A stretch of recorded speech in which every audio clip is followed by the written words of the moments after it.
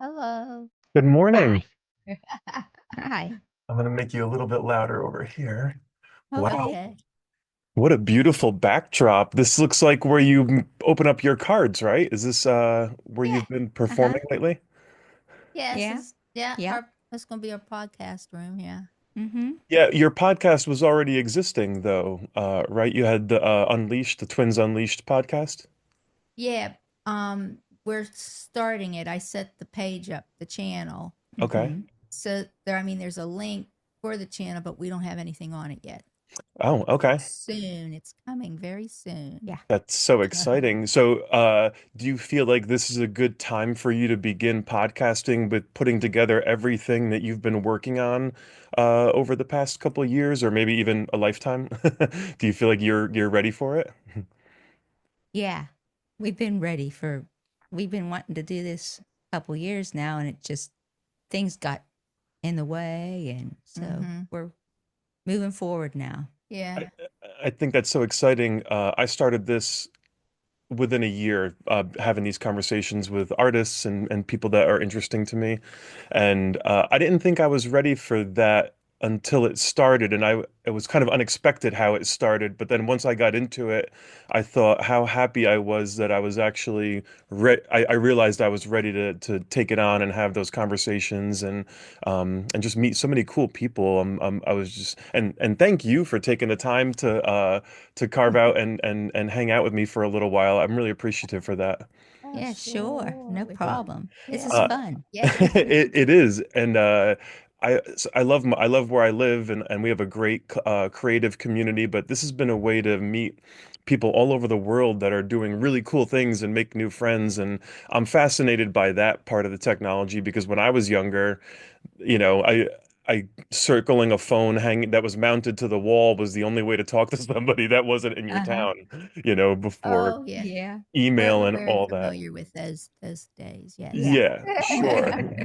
Uh, so when you sent me your information leading up to the podcast, I was so interested in your musical background. I'm kind of a musician myself, and Okay. can you tell me a little bit about when the first time you had instruments given to you or pursued it?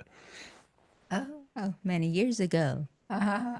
We were like fourth grade. Fourth Yeah, we grade. started in the band program at school, in elementary school. Yeah, and the music director at the time, my dad was good friends with. Mm. He was an accordionist, and the music director also played accordion too. Took lessons from him. So he actually came to the house, and he brought the instruments when they came in. Mm-hmm. And we opened them up, and he showed us how to put them together and do all that kind of stuff. So it was like we got special treatment, you know. Yeah, what an awesome. I think that's important too, because if you feel special at the beginning of something, it already puts your journey on a different trajectory if you're willing to receive it, I think. And then it's like a very exciting thing. And this was saxophone you were playing? I was. Jill Yeah. plays sax, I I play play sax. trumpet. Yep. Okay. All right, cool. Um, and the same instructor taught you both? Yes. At an elementary school, yes. Yeah. Wow, that's and then did you ever play together? Like did you ever work on songs at home with each other like while you were practicing? Not right at first, I don't No. think. Yeah. But my dad always wanted to get a little band together. So Mhm. he wrote arrangements for us. So we did do that with him. Mhm. And that was fun. Yeah. I We think also had a cousin. oh yeah, go ahead. We also had a cousin who played baritone and tuba. So he was Yeah. like the bottom Yeah. in the little Oh. group I guess band. anyone who's seen the Partridge Family instantly wants to start creating their own. And as soon as a kid shows talent, they're like, you're in the band. You can sing, you're in the band. You can play drums, you're in the band. And that's amazing. And so your music must have been special to you because you graduated with a musical degree from Seton Hall. Seton Seton Hill. Hill. Seton Mhm. Hill, yeah. Mm-hmm. Mhm. And tell me about that. Like as you were going through your studies, what was your ambition to what were you interested in doing with music? Well, actually, we just wanted to get the degree. I mean, I know I did. I, I'm I I know I wanted to my goal I wanted like to taught at college level. Ah, That I somewhat do. I teach at Seton Hill, but I teach in the community music division now. So I do private lessons. oh, awesome. Yeah. I hated teaching. I Uh, had no patience whatsoever. Oh, that's I so was pulling interesting. my hair out. Yeah. So now you're twins, right? Mm-hmm. Why we don't look alike? No, you do. Tell us we don't. You're both beautiful and funny and Uh, smart. Absolutely. But I was just curious because it does. I have twins that run in my family, and it skips a uh-huh. generation. It's like every other generation, there's women, the women have twins, and Yeah. and the personalities always show a little bit similar of that shift. Like you said, you really enjoy teaching, but you're like, I don't have the patience for that. Uh-uh. It's an interesting combination, which is also fascinating to me too, because you can bring so much from each other to the same, collective. Like even with your passion for creativity and Star Wars and the figures and stuff like that, did you always share that kind of passion with one another? Yeah, we. For the most part, I mean, Mhm. I know I actually in high school before I decided to go into music, art was another option for me. Uh-huh. And I didn't pursue that end of it, but I mean, I like to create. I'm more the creative, artistic kind of side than she is. I don't But draw. I'm nowhere near as good as you or any of the other artists that you've interviewed. I mean, I don't even come close. I just But I can say you can tell what she is drawing, and they aren't too bad, but yeah, they're not on a high level.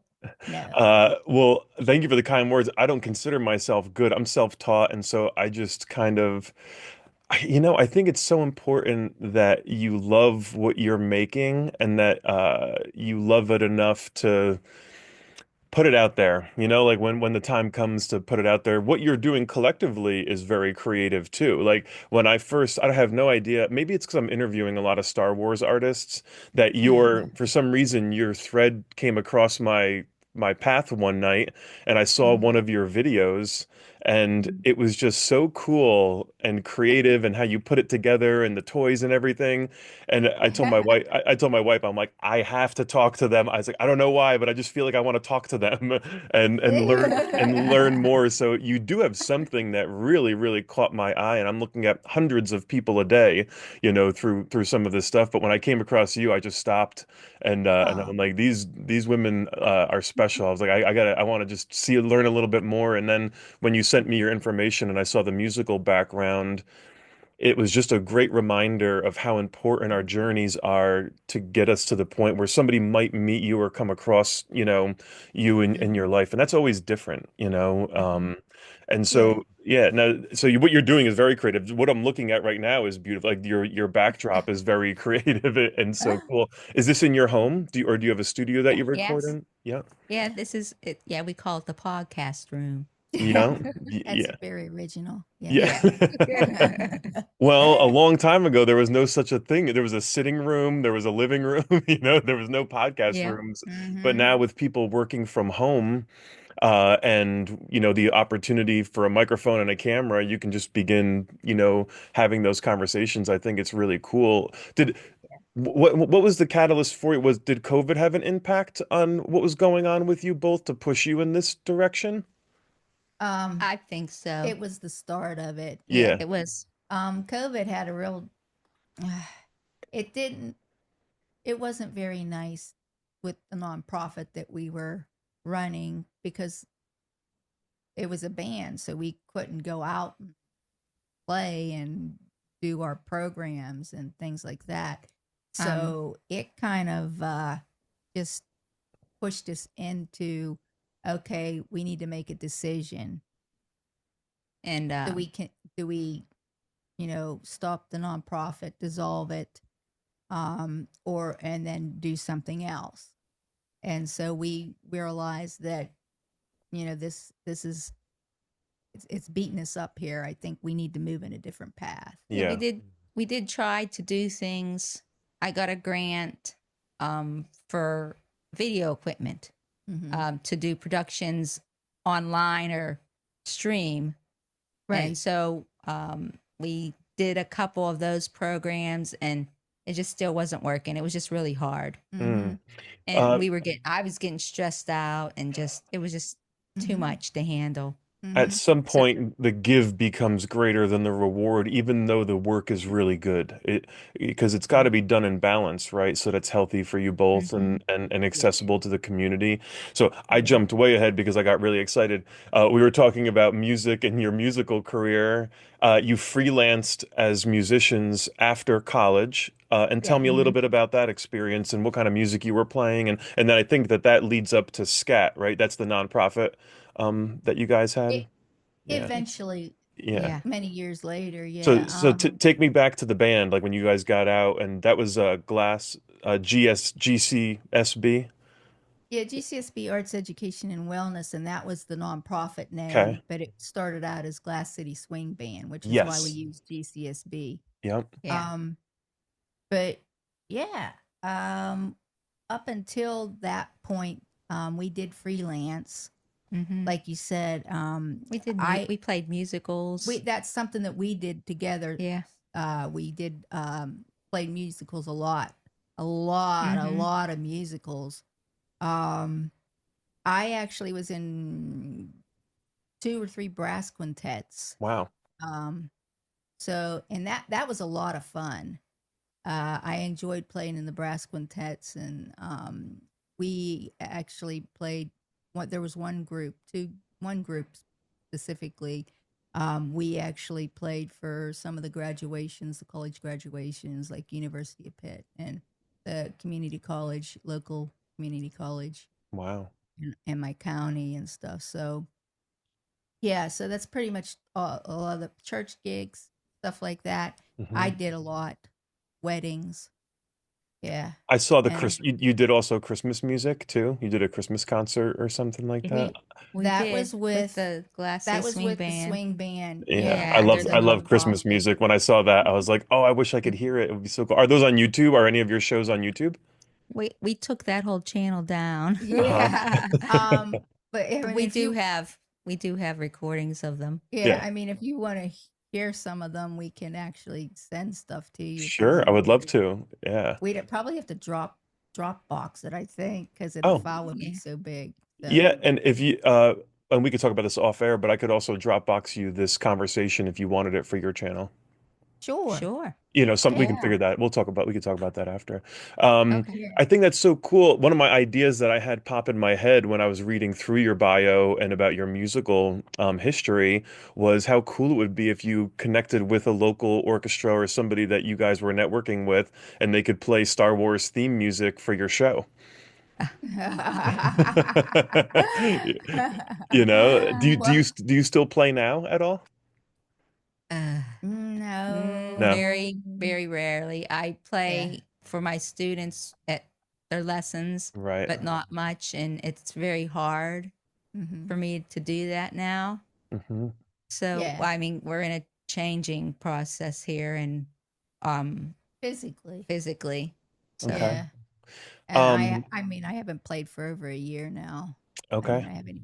Yeah. So it's hard. It's it a is. hard change, but having the uh, YouTube channel and that keeping us busy and starting the podcast, that's definitely filled that gap. Yeah. So, Yeah, and it's something that's been part of your life for so long. So it's probably an emotional transition too of some sort. It You know, is. putting something else in place where that something so special was for you. But if you can still teach and be involved too, it kind of helps keep it in, as a part of your life. And I work with some retired athletes, and I work in the military community, and uh, uh-huh. it's very important that there's an outlet afterward that has some connection to what you were doing, because then Mhm. they can still relate to some of the things that shaped who they were up to that point. Yeah. Um, and now with uh, can we talk a little bit about the physical side of what you're going through? Yeah, sure. So it was limb girdle muscular dystrophy is what you were diagnosed with Yes. when you were younger. And did that stay Right. the same? Was that this did that remain consistent for you? Yeah, I'm Actually, it's gotten better that where they were able to. We had a test done, and they were able to to get it narrowed down to exactly what chromosome was affected, and Wow. which when we first started, and the and it was they didn't have that technology. right, No. the actual type of what it was, Mm-hmm. and I don't remember that. No, I don't remember. It's but I know we have it's a form of limb girdle muscular dystrophy. So Mm-hmm. what did that mean for you as a child? How did that have an impact on you, and what does that mean for you now, impact wise? Hmm. Wow. It was a lot to take in as a child, Mm, because school was really hard. Uh, we didn't want to go mhm. to school at No, all, but no, my mom made us go every single day, and I'm glad she did. yeah. Uh, but I mean, we were teased, we were made fun of. It was really hard. It was really hard growing up, and we Mm-hmm. became uh, we went in a shell, and we were all we didn't open up. Mm-hmm. We were very quiet.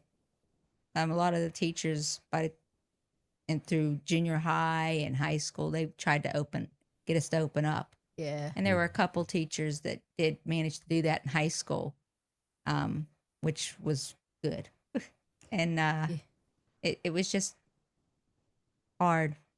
Yeah. It wasn't until college that we started opening up and trusting people a little bit more. Mm-hmm. Mm. So it was a long road, and growing through that, yeah, it was hard. It wasn't easy, but through that whole process, we stayed positive. Right. Um, we had a strong faith, and that really helped us get through Yeah. a lot of stuff. Mm-hmm. Yeah, Now, yeah, music probably helped too, having some kind of creative outlet at that time too, especially when yeah. you weren't finding, connection with your peers. You could find connection through the instruments and your instructor, and even probably with each other sharing that. Because I'm sure people assume, it's funny people's perception of twins. Like if someone's having a good day, both people probably aren't having a good day. Like you're allowed to have a bad day individually, right? Uh, Right. but you have each other though through that. So did you really rely on one another, through those times? Yeah, I think so. I think that's how we got through, because we Hmm. Yeah. both understood what we were going through. Yeah. Yeah. Nobody else knew because Mm-mm. they weren't in that situation. Right. And so that helped a Hmm. lot. And I was thinking about you this morning and like, what the word opportunity means to a kid and to somebody who really needs it, because like even you were facing things that your peers were not facing. So if an opportunity were to come along that, it probably felt really special to take advantage of that or to be able to partake in that and to, to bring you along. And so I give you a lot of credit that to have faith in your life too is really, really important because, when you're feeling like you're being beat up a little bit, the higher power is something that can pull you out of that, right? And that's true for anybody, especially if you're facing adversity. And so in college, you were able to open up. Probably people are a little bit more open-minded in college and, have experienced a little bit more life. And I mean, the times were probably a little bit different too, like you said, technology and medicine and things like that. So were you wheelchair bound in school? we we were not through up until we went to college Okay, did we get into a scooter. a scooter. Yeah. Right. And it wasn't until our junior year when we started to drive that we stayed in the scooter then full time. Hmm. So what we would do, our very first scooter, we would leave it at Seton Hill in the boiler room. Yeah, so it got parked in there. Both of our scooters got parked in there, and we got picked up. Mm-hmm. And then when we started to drive, then we stayed in our scooters all the time then. Hmm. We don't drive anymore. um, and that's only, I had an accident. Well, we both were in an accident. I was driving home from where I was getting a checkup on the equipment that we had, Yeah. and I lost the brakes on the van. And so after that, and that was in 2002, I had neither one of us drove since then. Right. No, we have people drive us now, drive our van. Yeah. It's it's handicapped accessible for us. We just Yeah. get right in and That's Mhm. great. yeah. My grandfather started a business called the Master's Coach, and he was sitting next to a woman on a bench seat a long time ago, and it was pouring rain, and he's asking her, "What are you doing sitting here in the rain?" And she says, "Well, I need to get to the doctor, and nobody will take me." And so Oh, he's like, "I'll take you," and he took her, and then he went and bought a van, and then he started finding other people who needed to go to their doctor appointments, and then oh, so he had a fleet of over 30 handicap accessible vans to bring. wow. That's how his business started. That's Um, Ah, incredible. so I worked nice. for him when I was younger, so I saw a lot of the activity. I would clean the vans. I wasn't old enough to drive. Ah, But so I understood that at a young age that that was a great need for folks in the community, and so Mhm. that's great. And what's cool, so then now tell me where your passion for pop culture came into play during this time period. well, we It's we later more more than yeah, like so earlier, when we actually. were we were young, like 12 or 13 or something like that, maybe 11, when first Star Wars came out, A New Hope. Okay. And we knew about it, Hmm. but we never really watched any of the episodes or anything like that. It was not until years later that we did. We watched and we had bought on the DVDs, Hmm. um, and we had VHSs. So we Yeah, had like the original. VHS days. Yeah. But we watched all of that. Then recently, like during COVID, um, a friend of ours was like really into Star Wars. Hmm. And she said, "Do you know that there's this, all this, like the Clone Wars and Rebels?" And Oh no, no, we didn't no, know we didn't that. know any of that. And Oh, so we started she to. told us, "How do you want to watch all of this stuff?" Well, let's do it chronologically. So we went through it and we did it chronologically. The Hmm. Clone Wars took the longest. Yeah. We didn't care for the Resistance. Was it the Resistance? Yeah. We didn't like that series at all. Resistance. Yeah, I didn't So care we for that. watched maybe not even an episode. We're like, I don't like this. So we didn't watch that. We skipped that one. But everything else we really enjoyed. Yeah. And then during those conversations with our friend, we found out that there's figures. And we're like, what? What? There's figures. Oh, And then it just was like, oh, yeah. Then we went down this rabbit hole. yeah. And we accumulated all these figures in a short amount of time. Yeah. And we're like, oh my gosh. Hmm. How Yeah. are And how are what's you buying them? Like on eBay or tag sales, or how are you acquiring Well, them?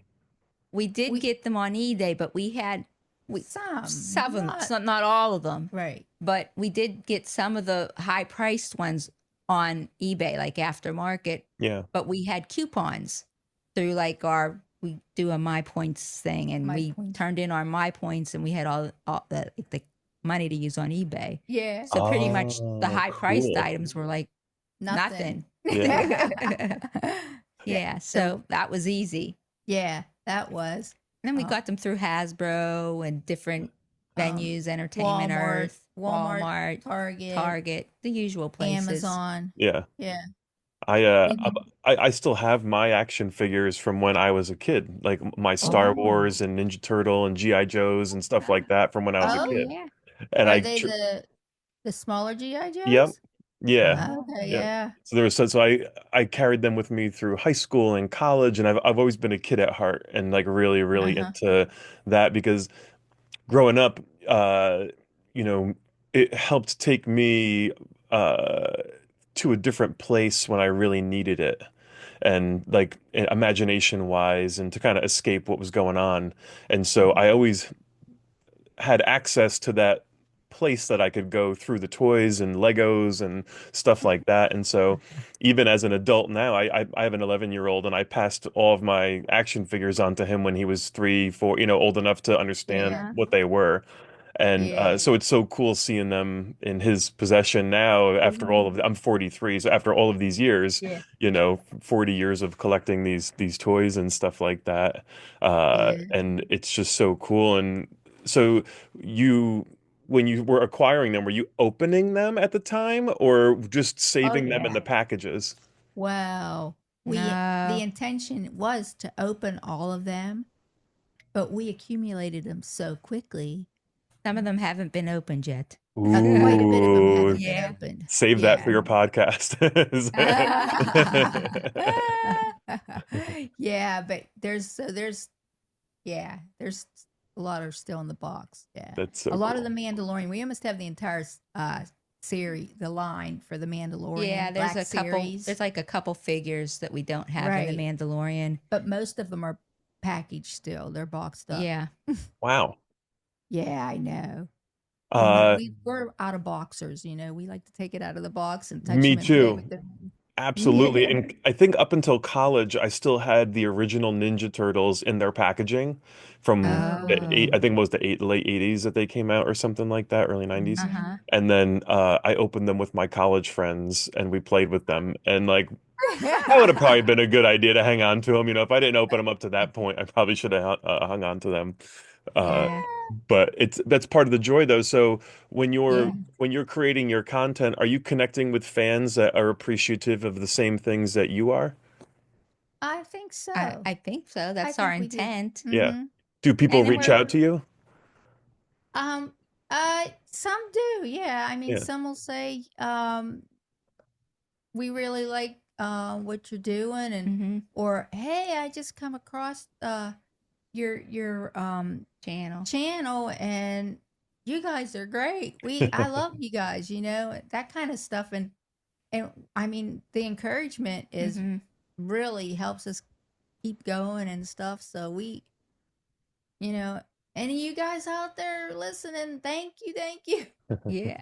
It really does help. hmm Yeah. It's cool because it's there's a balance there somewhere because it is expensive to collect. And Oh my gosh. today my kid at heart cost me a it cost me a pretty penny, especially when you get into the trading card world and things of that nature. It becomes a whole Mhm. different beast from when I was growing up. Oh So yeah. I've been really seeking to find purpose around the purchasing of these items to be bigger than just the initial buy, and putting it there. And I feel like you are doing that because you're having the conversations about why they're important and why people love them, and in addition to just collecting and displaying and stuff like that. And Mhm. do you have a initial direction that you want to take for when you start your conversation platform? Is it going to be surrounding the toy side? Is it going to be around the card side or the films? Well, our podcast, It's going to be a little bit of everything. yeah, Yeah. it'll be a little bit of everything. Yeah, we're going to talk about collecting, Yeah. definitely. hmm We're going to talk about the cards and stuff too, and we're going to talk about food because We love we love food. food. Ooh, We let's just talk about that. absolutely we're Yeah. foodies. Yeah. We're gonna Traveling, our trips. traveling, vacationing. We love cruising, and we're gonna be going on a cruise at the end of May, middle Oh, of May, I wow. think. Where are you going? hmm Yeah. It's Disney's one of the newest ships, the Disney Destiny, and it's just going out of the Bahamas for a four Cool. day. It's a short one. Are they themed, the ship? So will there be like some cool themes on there that you want to see? Sometimes it is, sometimes it's not. Yeah. But they do have um the characters that come on Yeah. board, and sometimes they do have the Star Wars characters, and you can connect with them. But Yeah. You we should bring a this little you should bring a little lapel microphone and interview one of the characters as if they are in character, if they have a Star Wars character there. well, it would have to be somebody like that's not costumed, Yeah, yeah, yeah. like Chewbacca. They have Ray and Chewbacca. That I've I've seen seen those too. those two. Have So it you would have to been be Ray. have you been to the park yet? Like the Star Wars world, and Oh yeah, is that Yeah, in Galaxy that's in Galaxy's Edge. Edge. Yeah, yeah, we went a couple Hmm. years ago, and Hmm. wow, it was Hmm. so cool and very I know. realistic, you know. Uh-huh. What was your favorite part of that? Well, we can't do all the rides No, Yep. because we can't get on them. we did Um, the one ride though. we did, and I forget what it was called. Star Wars, Star Star Tours. Tours. I don't know, but It's we go in. You go in and you sit down in like a theater type setting, and you watch the screen, and it has a and simulation, yeah, and it Yeah. and moves you you. move with the Yeah, that. simulator, whatever, But Yeah. I mean, we literally had to be lifted into those and then back in. transferred in, and then Yeah, lifted into the seat, and yeah, but yeah. but So that it the I Disney people, what are they called? cast members. Cast member. Yeah, the cast member working that ride was kind enough to let us stay on for Uh-huh. another ride. Oh, Yeah. awesome. So we didn't have to get off and transfer, and Right, Hmm. right, right, right, yeah, right. we had fun on that. That was good. That was nice. Yeah.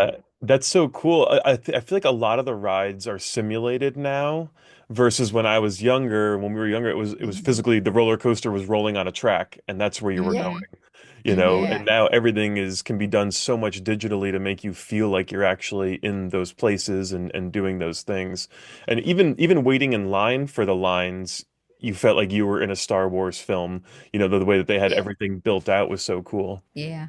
Yeah. Yeah. Yeah. It's a lot of fun. Uh-huh. It's a lot of fun. Oh, we did do the build a lightsaber thing, and I forget what it's Ah. called. But we did. We went and we did that, and Yeah. we It was got nice. yeah. My son We have built a our own. droid. He built like the little BB-8 droid Uh-huh. that he Uh-huh. was able to Nice. do. Yeah. So in the hotel Actually, that if night, you it was zipping up and down the hallways in the hotel with it. our YouTube channel, our the banner that's on the YouTube channel, we're we're each holding our hilts that we made. Like when I had the person Do the art for create the banner art yeah. and stuff, I said we want these pictures of our hilts. So those are our exact hilts and the color of the blades and stuff and That's Mm-hmm. awesome. That's hmm that's awesome. Yeah. And now with you were saying that you like to create artwork. What kind of artwork do you create? well, I don't anymore, but um I don't know. I was taking a class. I took like a drawing one class in community college after I graduated and then went back to community college, got a uh, diploma for medical Certificate. transcription. Then I stopped doing that and I went back. Or did I go back while I was still working? I don't know, as a transcriptionist.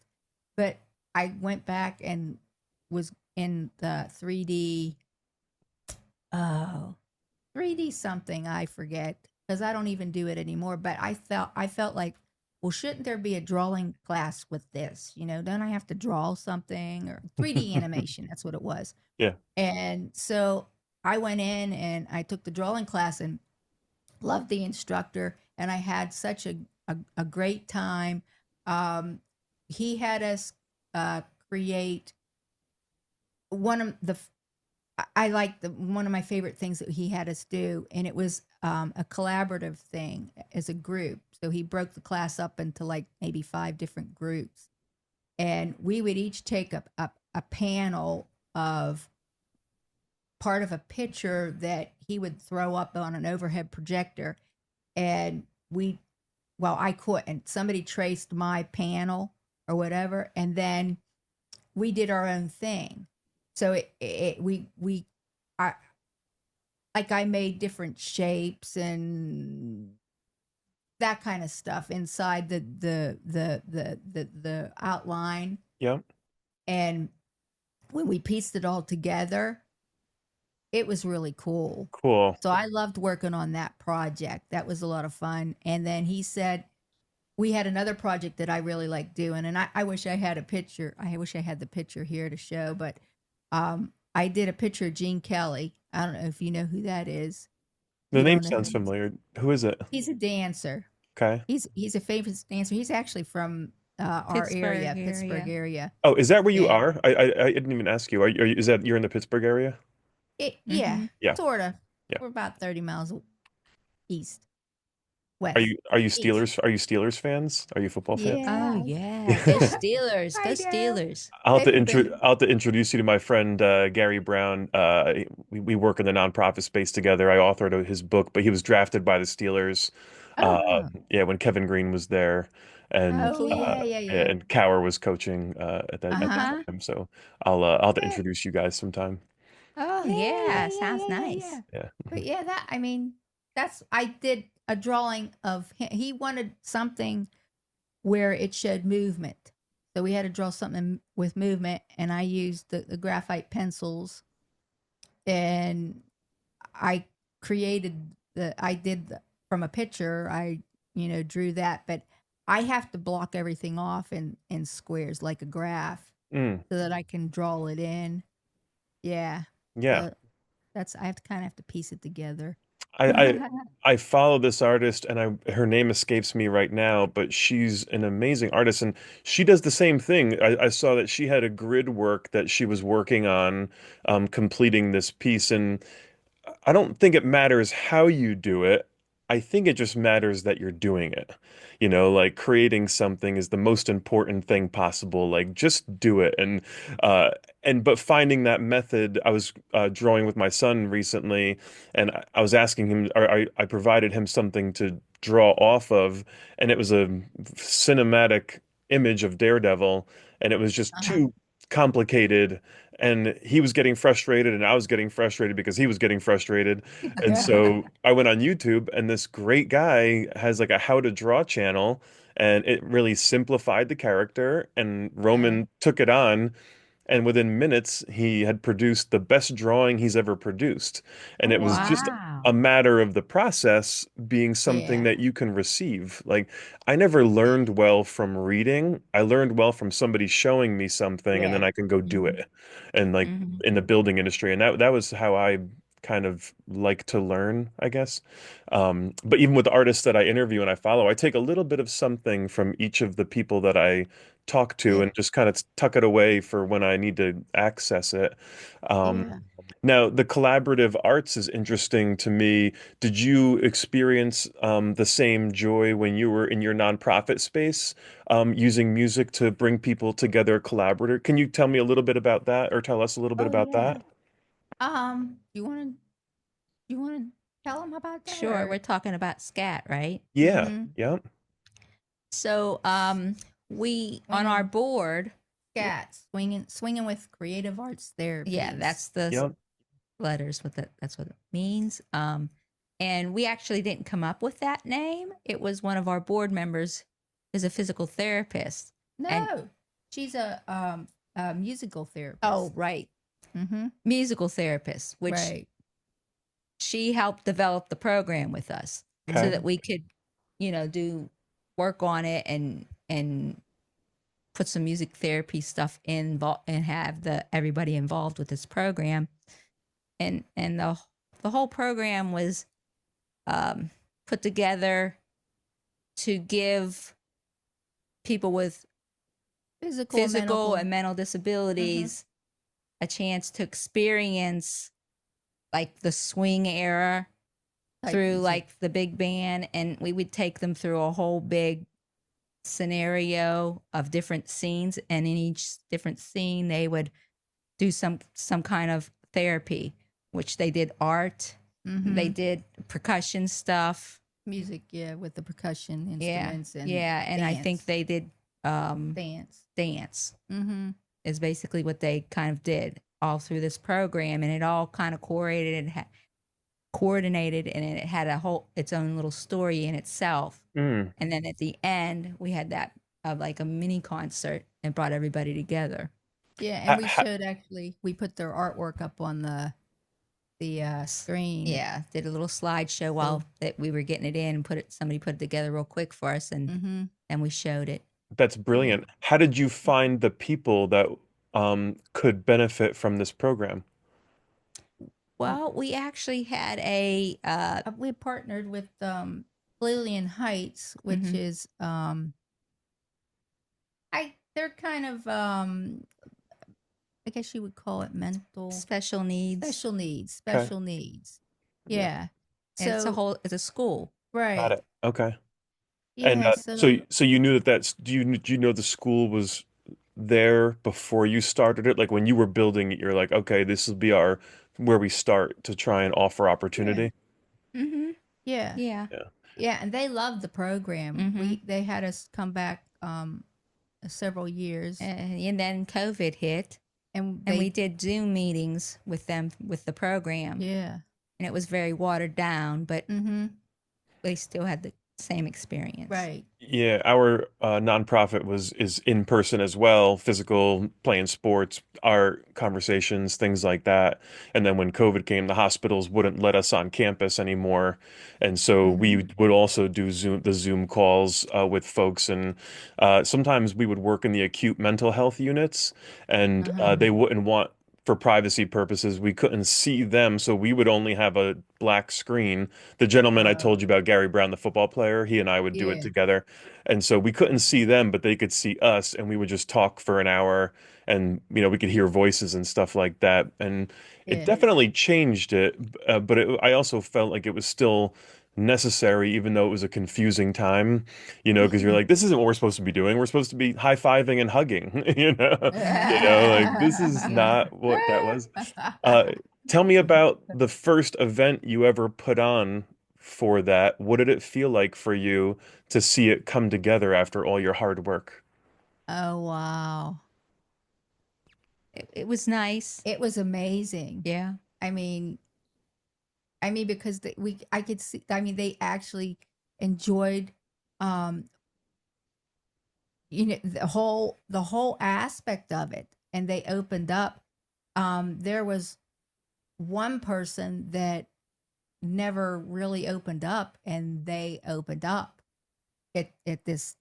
I mean, and I know this. We know this because it was a patient of the musical therapist that was in our swing band and that Mm-hmm. helped put us together. And she said that this person is different. I mean, she actually is a lot more open and communicative, and so I mean that's what we really wanted. We wanted it to benefit, those individuals. Mm-hmm. That was the whole idea. It's like when we had the band, the swing band. It was just a band, and I'm like, well, what's the purpose? I mean, we go out and we play. Well, that's good. It's not bad, but to me and Jill, it's like it had to have a little bit more meaning. There had to be a little more deeper purpose to what we did, Mm-hmm. and that's how that all evolved into the nonprofit and moving in that direction. Mm-hmm. Yeah. I just that's so beautiful, and I think it's important to also reflect on it when you came to a transition where you were, had to move on from that format because although it's sad that it did not continue, it's beautiful that it happened, Yeah. and like that it did help the people, and not everything lasts forever in the form that it is, but you still take a little piece of that with you and you move on to the next moment, where you can apply it. Do you have any community-based projects or thoughts that you're working on now as you're transitioning into this new space of conversation and podcasting and stuff like that? Only Yeah. like our trips that we take, Yeah, Well, you know, our food experiences, that kind of thing right now. We want to maybe interview some people, yeah, we yeah, do. and tie them in to what we're talking about. And that's a possibility. We thought about that. yeah. Tell me, who's the cook? Are you both the cooks in the family? No, we I, can't.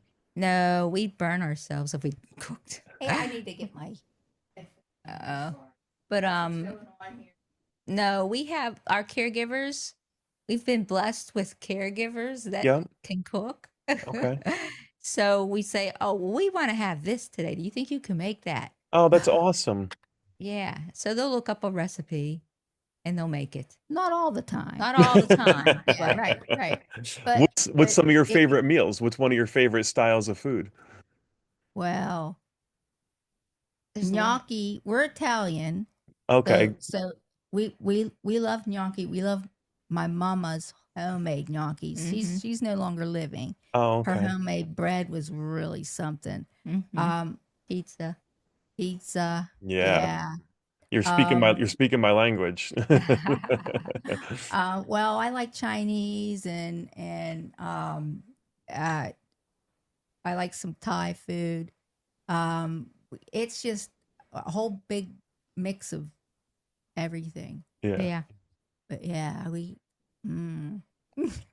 Yeah, I'm Italian as well. So, I used to fake being sick to stay home with my great grandma, and she would cook all day long, and we would make pizzas and breads and all Uh-huh. kind of stuff. And she just spoiled me to no end, and I loved it so much. And she knew the weight of my heart was through my stomach, and, and I always I made know, sure. munge, Of right? Right? course, never ending. And now I'm the cook in the family here. I love to make the meals and Uh-huh. cook for everybody. So it's a passion of mine. But that's Uh-huh. also a great space of creativity and joy too. And to have that Mhm. access to that is wonderful.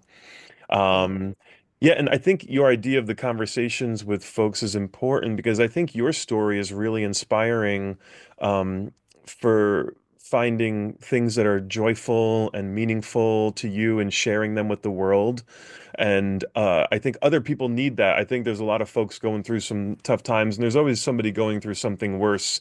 I always say in my own mind, and so I think that kind of outreach is important. And I think you'll be very successful with that because you're very charming and you've got such this great platform. And the Star Wars community, since I've been doing this, I realize is very family oriented. Mhm. Have you felt that same way? Oh yeah, they're Yeah. very supportive. We all Mhm. stick together. Mhm. Yeah. Yeah. Yeah. It's they're just they're a great bunch of people. Yeah. Yeah. Now, with your interest in it, do you ever feel like the stories and the characters take you to a different place?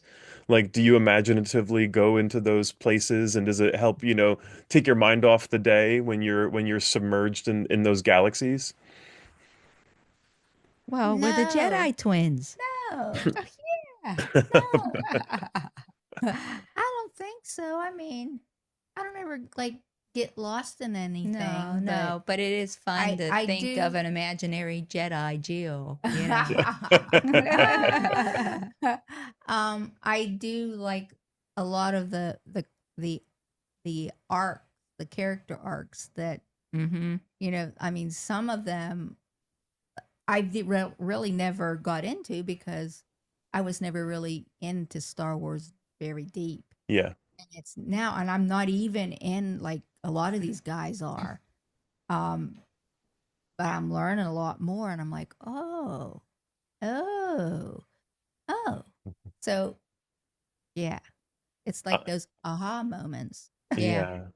I'm a little And bit of a surface dweller too. Like I watched A New Hope when I was younger when it came out on VHS. I used to watch it after school all the time while I had my uh-huh. snack. And so I have always appreciated it and I still have a great appreciation for it.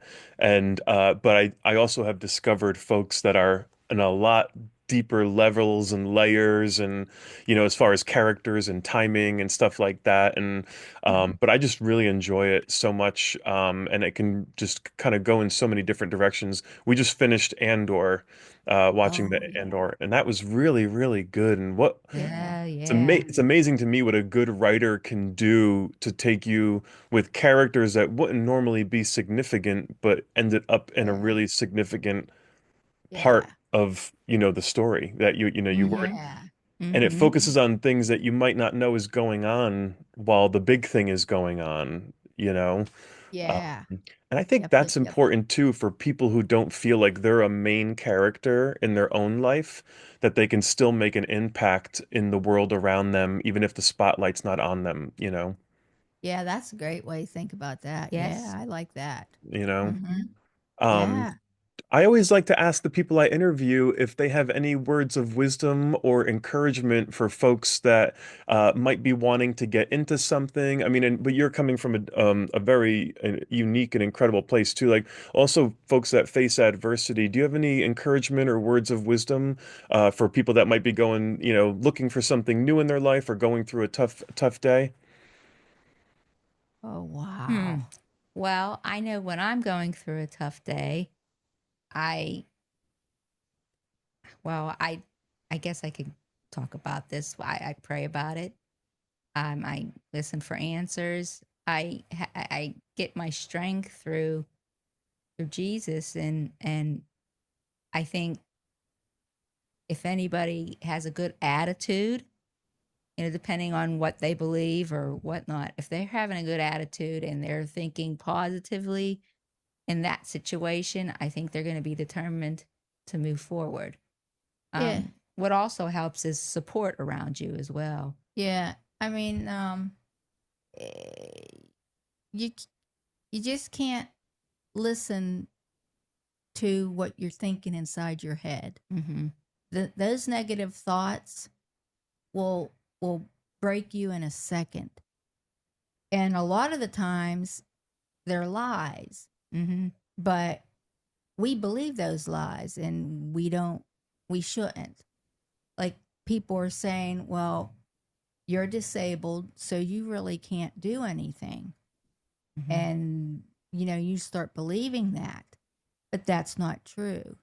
That's definitely not true. You could be paralyzed, stuck in bed, and you can still bring joy to people, even if you can smile and be positive.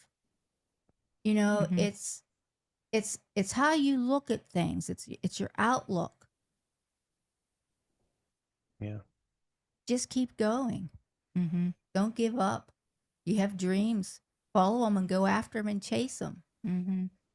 I believe you because I fell in love with you both before I knew any of that other background story about you, and you emulated such joy and passion and I had no you never know what somebody's going through, right? And Mm-hmm. I had no idea that you were facing that adversity, but you turned it into triumph. It feels like through your positive outlook, and not every day is Mm-hmm. going to be great, I'd imagine, but um, I think that what you just said is what's so important for people to hear because there is somebody out there waiting for that answer or listening, like you said, like to be able to pray about it and keep Mm-hmm. your eyes open to opportunity. Because like you said, if we think down on ourselves, we're not going to Mm-hmm. get very far because No. we're the first hurdle that we have to get Yeah. over, right? Mm-hmm. And a big thing is the people you hang around with. Right. Mm, If you're hanging around friends that and associates or whoever are negative and are saying negative thoughts and aren't lifting you up, go the other way because you need to find and be connected with people who are going to lift you up Yeah. and help support you, when you're feeling down or you feeling like I'm worthless. You're not. That's the truth, that nobody is worthless and nobody Mm-hmm. is you know bad at anything. They just you just can't. You just got to keep going. You just got to keep going. yeah, Mm-hmm. sometimes we just need a little bit more time, right? And then, just to kind of live to fight another day kind of a situation. Mm-hmm. Yeah. And you never know what butterfly is going to land on your hand and show you that it's going to be okay. Yeah. I know. I mean, there were days when Jill and we were going to school and we would both be in tears. Ugh, I mean, we didn't want to go because we knew when we got there what we'd have to be up against. And Mm-hmm. we never gave up. We just kept going and we kept going. And that whole process actually helped make us stronger too. It gave Mm-hmm. us some thick skin and, we didn't give up. And, we didn't hardly ever miss any school. Mm-mm. we we never hardly ever got sick. And I think in high school, I think both of us probably could count on one hand how many days we missed through all 4 years Mm-hmm. of high school. So I mean, it was like we we were committed, to doing what we needed to do, and that was going to school, even though we hated it. I think that's important. I feel like a lot of youth today struggle with that. It's easier to hide from the problems or adversity, Hmm. and they just don't want to face it. And Right. it did absolutely made you stronger. I 100% believe that. And so I hope that the generations coming up can find strength in that, those tough, experiences.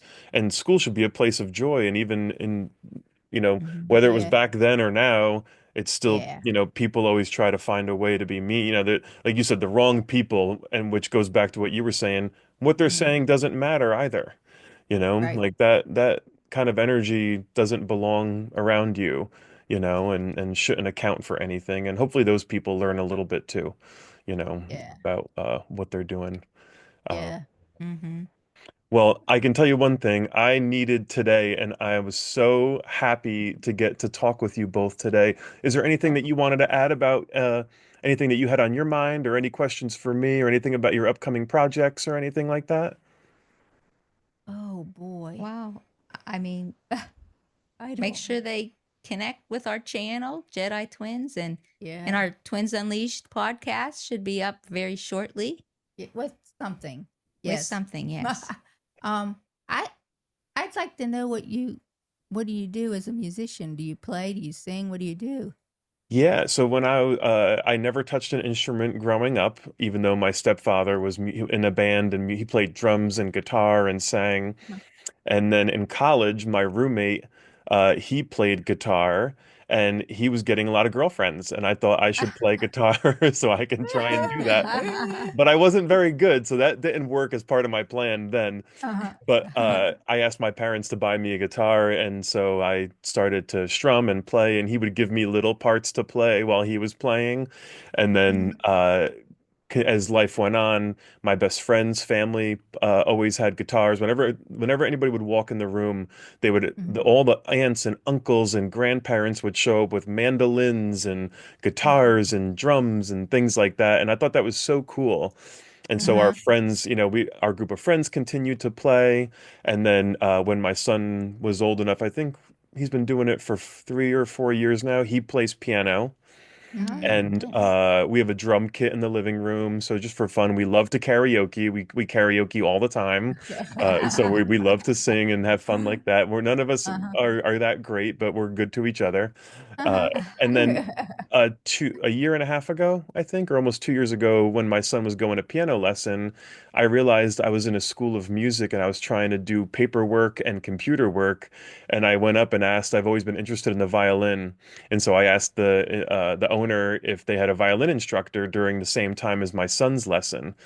And Mhm. she's like, "We don't, but I can teach you. I play the fiddle. I can Uh-huh. teach you." So I was like, "Yeah, but I don't want to learn like Mary Had a Little Lamb. I want to learn like rock and roll, like Pearl Jam and Radiohead and stuff like that." So she was so cool to me. She gave me some classical training, but then always gave me a song I wanted to learn on my own for at Uh-huh. home. And so now I stopped my lessons formally, kind of like what you were talking about before. I just kind of felt like I wasn't putting enough time. I didn't have enough time to dedicate to it fully. So Mhm. now I stopped my lessons, and I'm practicing everything that they were teaching me over the past year and a half. Uh-huh. Learning how to read sheet music and practicing my scales. And Yeah. I'm actually doing more now that, because Uh-huh. I didn't want to be a bad student. I felt disrespectful by showing up to my instructor unprepared, and Uh-huh. I can't deal with those feelings. So of Yeah. like disappointment to somebody else on my actions. And so I played my first live performance in my art gallery with the School of Oh, Music. We have all the students come for our big openings, and all the students yeah. will sing play guitar, whatever their craft is, they can play live during the art opening, and Wow. it's so cool watching them. And so this past time, they've always asked me, they're like, "Well, you're a student. How come you're not playing?" So I had to put my money where my mouth is, and I played "Wish You Were Here." Led Zeppelin with one of the main instructors. He played guitar Uh-huh. and sang, and I played violin to it. So it was really cool. So for me, that I feel like I've always been emotional. Bless you. Excuse me. I've always been emotional growing up, but I've been really emotional lately. And the instrument has become an outlet for me, in addition to art. But the violin itself, I've found a really unique place in it, and it kind of just speaks to me. Cool. That's nice. So, Wow. yeah. Yeah. Where are you located at? I live in the You know. Hudson Valley in New York, in the Hudson Valley. So we're like Oh, right in okay. between Albany and New York City. Oh, Um, okay. We're Okay. probably about 5 hours, yeah, because maybe. I've always wanted to go to a Steelers game, and it's like 4.5, 5 hours uh, Uh-huh. for it, Uh-huh. and so I did map it one time with the hopes to go there. Yeah, if you can get tickets. If you can get tickets, right? I did see the Steelers play in Las Vegas when they played against the Raiders last year.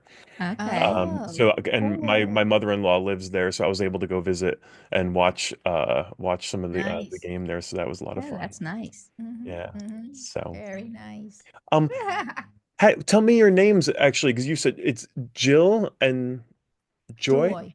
Jill and Mm-hmm. Joy. Okay, great. Yes. Mm-hmm. And yeah, thank you. I would like to w watch one of your concerts too, or watch one of your performances. Maybe we can figure that out, in an email Okay. or something like that. But I would love to see and Cool. hear your music. Oh, okay, Sure. sure. Yeah. And I'll if send there's you. if there's anything I can ever do for you, or you have a friend here in New York, and I would love to stay in touch with you and follow your journey, and maybe we could do a follow-up down the road once you have your podcast up and running, and Sure. if there's Yeah. anything I can do to help you, and if you ever want Gary as a guest on your show. In addition to being a Steeler for a little while, he became paralyzed after football, and now is able Oh. to. He's working towards walking again, and whatnot. So Oh. he's got a pretty incredible story, Oh, outside of his wow. professional sport. Oh, And he does Yeah, a very lot does a nice. lot of community work, but he might be a good fit for one of your episodes. Yeah. yeah, Yeah. So Definitely. yeah. yeah, and he'll eat you two right up. He'll love you. He'll love you girls. Right up. He's a big teddy bear. Uh-huh. That So sounds Yeah. that sounds awesome. Yeah. Yeah. cool. Yeah, yeah. So Jill and Joy, the Jedi Twins, this is an incredible honor to have gotten to chat with you today, and I look forward to following your journey.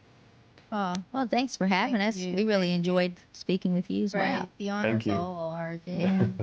Thank you for having us. Yeah. Thank you. Mhm.